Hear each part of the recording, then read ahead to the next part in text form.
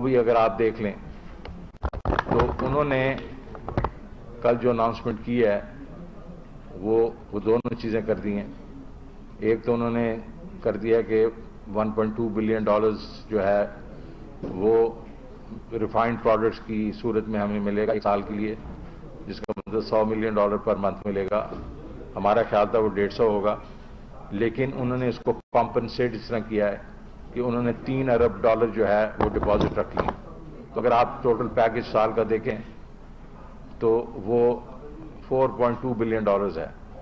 تو ویسے اگر ہوتا تو مطلب اگر 1.5 ہوتا تو 1.8 بلین ہوتا اور 2 سال کا 3.6 ہوتا.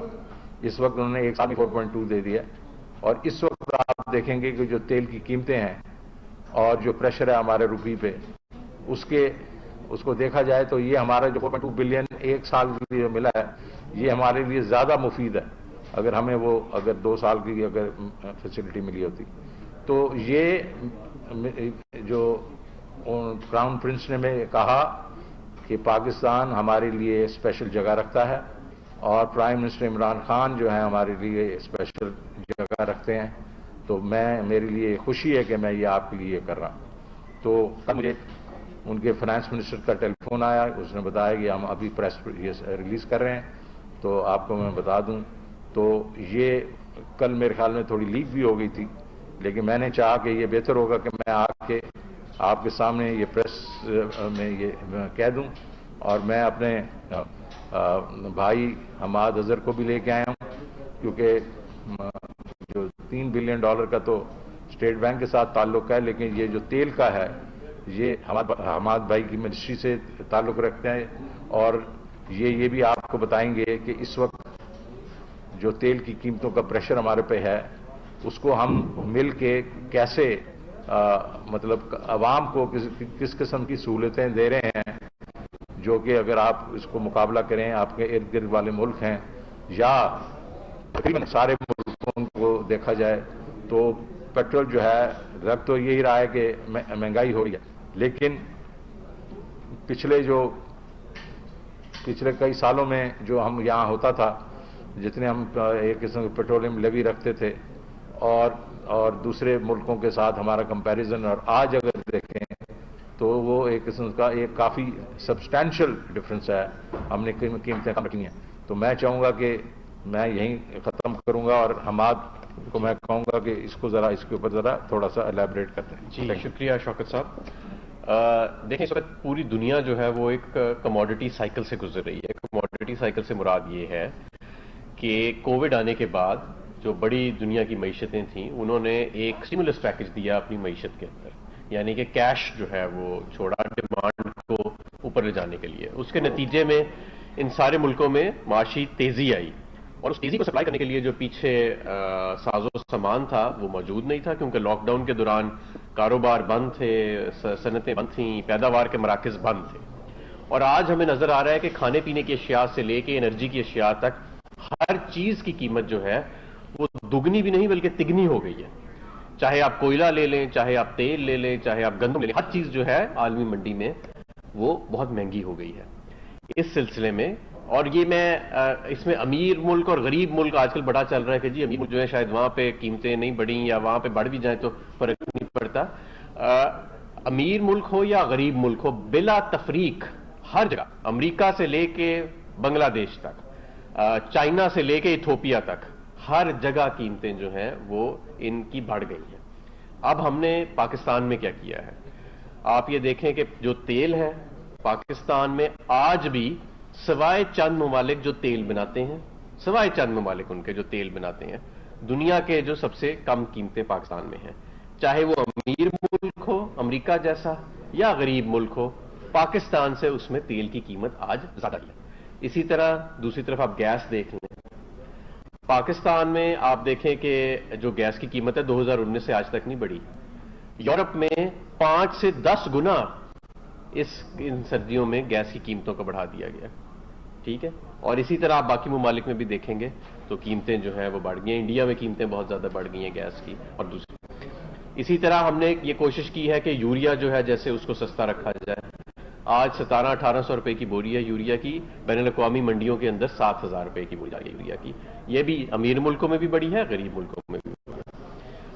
ساتھ میں آپ کو یہ بھی بتاؤں کہ منسٹری آف فائنانس جو کہ ٹیکس کا تعین کرتی ہے، 450 ارب ہم ایک سال میں ٹیکس کی چھوٹ دے چکے ہیں تیل کی قیمتوں کو کم رکھنے. یہ اگست 2020 سے لے کے آج تک کی میں آپ کو فگر دے رہا ہوں سیلز ٹیکس اور پی ڈی ایل کی مد میں. تو 450 ارب جو ہے وہ اس کا ایک امپیکٹ آیا ہے. اور ظاہر ہے کہ جب 450 ارب کا امپیکٹ آتا ہے تو حکومت اس کو کہیں دوسری طرف سے پورا کرنے کی کوشش کرتی ہے. تو یا کہ حکومت جو ہے اس کے ظاہر اخراجات ہوتے ہیں، آپ کا پبلک سیکٹر پروگرام ہوتا ہے، آپ کی تنخواہوں کے خرچے ہوتے ہیں، آپ کی ڈیفنس نیڈز ہوتی ہیں. تو حکومت نے ابھی تک تو پوری کوشش کی ہے کہ 450 ارب جو ہے اس کو کرے، جس کے نتیجے میں آج قیمتیں بہت کم ہیں. اور اب ہم پہ بہت زیادہ پریشر بھی آتا جا رہا ہے، ہم پہ پریشر آتا جا رہا ہے کہ آپ نے بہت زیادہ ٹیکس چھوڑ دیا ہے. تو ایک طرف یہ اینگل ہے، اور دوسری طرف جو قیمتیں ہیں وہ آسمانوں کو چھو رہی ہیں، ہر چیز کی قیمت. اور اب ہم امید رکھتے ہیں کہ انشاءاللہ تعالیٰ اگلے 6 ماہ کے اندر یہ گلوبل کموڈٹی سائیکل جو ہے وہ ٹوٹے گا، اور یہ عالمی منڈی میں انرجی سے لے کے کھانے پینے کی اشیاء سے لے کے ہر چیز کی قیمتیں، اناج سے لے کے یہ قیمتیں تھوڑی نیچے آئیں گی. اور انشاءاللہ جیسی نیچے آئیں گی اس سے پھر عام عوام یہاں پہ بھی وہ ٹرانسلیٹ ہوں گی. اچھا، اب میں چاہوں گا کہ چند سرے سوال میں لوں، کیونکہ ہماری کیبنٹ میٹنگ ہے 12 بجے اور 15 منٹ یہاں سے جاتے لگیں گے. ایک یہ آپ ڈٹرمن کریں. شہباز رانا جی. شہباز جو ٹرمز ہیں پچھلی دفعہ جو ہم ایک سال کے لیے ملا تھا 3.2% کا انٹرسٹ ریٹ تھا، اس کی ٹرمز بتا دیں. سیکنڈلی اس کا کوئی ہمارا آئی ایم ایف کے پروگرام میں جو داخلی ہو رہی ہے اس سے کوئی تعلق ہے؟ کیا ہم کوئی ٹیمپریری بریڈنگس کیس لیے ریزرو ہے اس وقت؟ وہ تقریباً 17.5 ارب ہے، کافی آپ کو انیشیٹ پرابلم لگ نہیں رہا. نہیں، دیکھو پہلے تو میں آپ کی یہ ریکویسٹ کروں گا کہ ایک سوال پوچھیں. تو پہلی بات جو ہے آپ نے کہا اس کی ٹرمز ویسے ہی ہیں جس طرح پہلے تھا. دوسرا ہے اس کا آئی ایم ایف کے ساتھ کوئی تعلق نہیں، اس کا کوئی ایبسلوٹلی آئی ایم ایف کا پروگرام سے اس کا کوئی تعلق نہیں. ٹھیک ہے جی. ہاں مہتاب بھائی بولیں. سر میرا سوال یہ ہے کہ یہ بتائیں کہ آئی ایم ایف کی نیگوسیشنز کی وجہ سے بڑی انسرٹنٹی رہی ہے یہاں پر، تو آپ کیا سمجھتے ہیں؟ اور اس میں جس سے روپے کے اوپر پریشر بھی آتا ہے. آپ یہ بتائیں سر کہ یہ کب تک اسٹاف لیول ایگریمنٹ ہو جائے گا تاکہ ایک ایشورنس ملے اور لوگوں کو پتہ چل سکے کہ آپ بالکل قریب پہنچ چکے ہیں؟ بالکل قریب پہنچ چکے ہیں اور بالکل ایشورنس لے لیں میرے سے بھی. تو بس ایک آدھی چیز ہے جس کے اوپر ہماری بحث ہو رہی ہے اور وہ انشاءاللہ اگلے 1-2 دن ہیں. نہیں وہ سب طے ہو گیا ہے. کچھ اور چیزیں ہیں جو دیکھیں، جو ہم لوگوں نے $500 ملین لے لیے تھے نا، وہ اب میں بھگت رہا ہوں فی الحال. ٹھیک ہے، تو فزیکل وغیرہ سائڈ جو ہے وہ سارا کچھ طے ہو گئی ہے، اس میں کوئی ایشو نہیں ہے. ایک آدھی چیز رہ گئی ہے، میں نہیں چاہوں گا کہ میں اس فورم پہ وہ ڈسکس کروں، بٹ ایک آدھی چیز رہ گئی ہے. تو آپ کو صرف اتنا ہی جو ایشورنس ہے کہ وہ ہم جو ہے، میں جب نکلا تھا نا واشنگٹن سے، تو جنرلی وہ اگریمنٹ میں کر کے نکلا تھا، میں ایسے نہیں نکلا تھا. آپ کو یاد ہے کہ میں نیو یارک گیا، پھر نیو یارک سے میں نے لندن جانا تھا، میں نے لندن کا جو دورہ ملتوی کیا، واپس واشنگٹن گیا تاکہ جو بھی تھے وہ لوز اینڈز کو کرنے کے لیے. تو انشاءاللہ یہ ہو جائے گا، آئی ایم ایف ہو جائے گا آپ کا، اور جو ہے اور اس کا بھی ایک پازیٹیو امپیکٹ آئے گا مارکیٹ میں. تو انسرٹنٹی ایک قسم سے آپ اس کو نکال لیں. اچھا جی. شرف نظامی صاحب دنیا نیوز سے. سر یہ بتائیے گا کہ ابھی پاکستان جو ایف ایٹ کی میٹنگ ہوئی ہے، پہلے میں ایک پوائنٹ رہ گیا ہے اور پاکستان نے حاصل کرنا ہے، تو کیا پلان ہے کہ فروری سے پہلے وہ کون سا پوائنٹ ہے اور اس کے اوپر عمل درآمد کر لیں؟ دیکھیں، سب سے پہلے تو یہ کہ ہمیں بہت اچھی پروگرس ملی ہے. 2 ہمارے ایکشن پلانز ہیں. اب ایک 27 نکات کی، جس میں سے 26 نکات مکمل ہو چکی ہیں، اور اس مرتبہ بھاری اکثریت جو وہاں پہ ممالک موجود تھے ان کا یہ خیال تھا کہ یہ 27واں پوائنٹ بھی مکمل ہو گیا پاکستان کا. لیکن چند ممالک صرف ایسے تھے جن کا یہ خیال تھا کہ اس پہ مزید انفارمیشن اور مزید تھوڑی سی پروگرس درکار ہے. وہ ہم انشاءاللہ تعالیٰ کانفیڈنٹ ہیں کہ ہم اگلے سائیکل میں پوری کریں گے.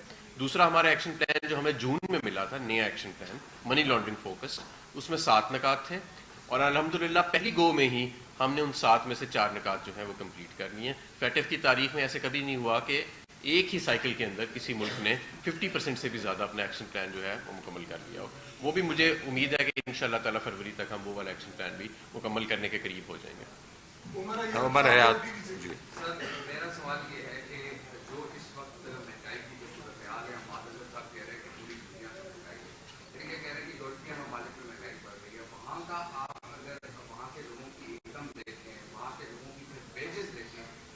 اس حساب سے جس حساب سے دنیا میں مہنگائی بڑھ رہی ہے کیا اس حساب سے یا پاکستان بڑھے کیا ویجز ہیں یہاں کے لوگوں کے اس حساب سے؟ دیکھیں آپ جب بھی بات کرتے ہیں اس کے مہنگائی وغیرہ کے بارے میں یا انکم کے بارے میں تو پرچیزنگ پاور پیرٹی کی بات ہوتی ہے.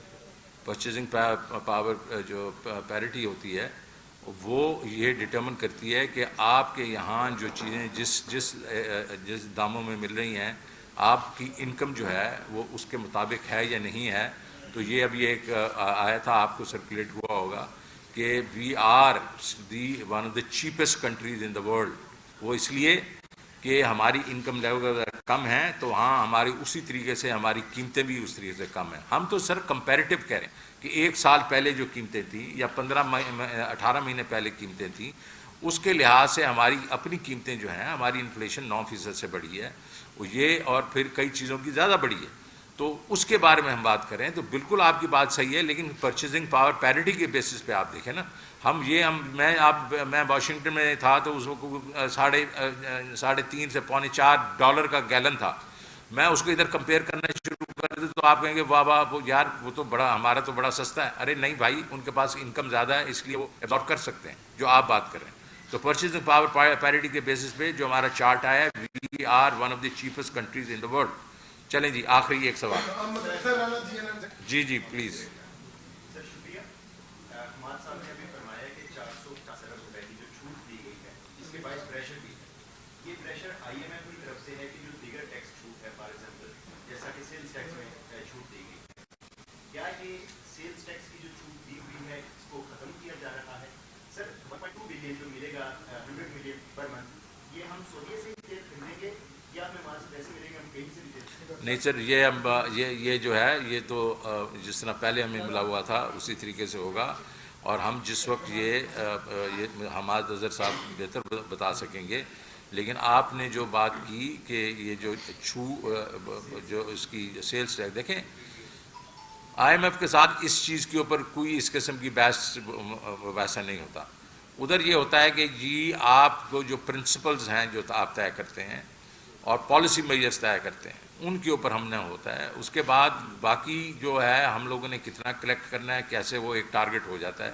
اور پھر ایک ہوتا ہے جو ان کا ٹارگٹ ہمارے ساتھ فسکل کا ہوتا ہے وہ پرائمری ڈیفیسٹ کا ہوتا ہے. Primary deficits over all deficits تو ہے.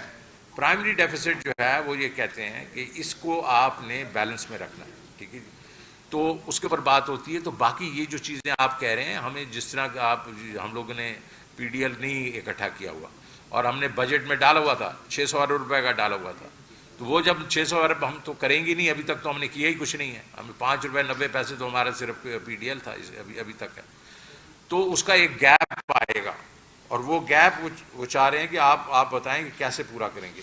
ہماری خوش قسمتی یہ ہے کہ جو پہلے 3 مہینوں میں ہمارا جو ریونیو کلیکشن ہے وہ 175 بلین بہتر ہے مطلب اپنے ٹارگٹ سے. تو ہم نے ان کو بتا دیا کہ یہ ہمارے پاس ریونیو جو ہے وہ کافی آ رہا ہے.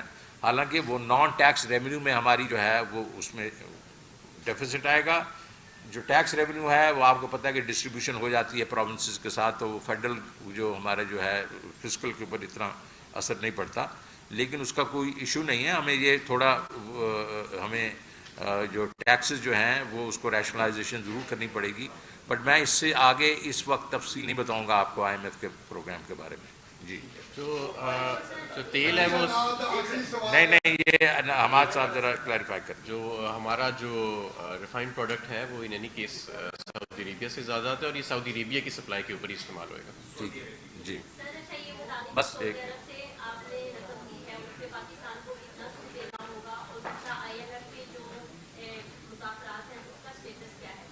میں اتنی دیر جو بول رہا ہوں تو وہ مطلب وہ تو میرے خیال میں سن لیا ہوگا آپ نے. میں نے IMF پہ بھی بات کر لی ہے سعودی عربیہ کے بھی ریٹ پہ بھی بات کر لی ہے. شہباز رانا صاحب نے پوچھا میں نے وہی کہا جو پچھلا جو تھا 3.2% وغیرہ وہی ہوگا اور اس کو کوئی چینج نہیں ہے. اور IMF پہ بھی میں نے تفصیلی ذکر کر دیا.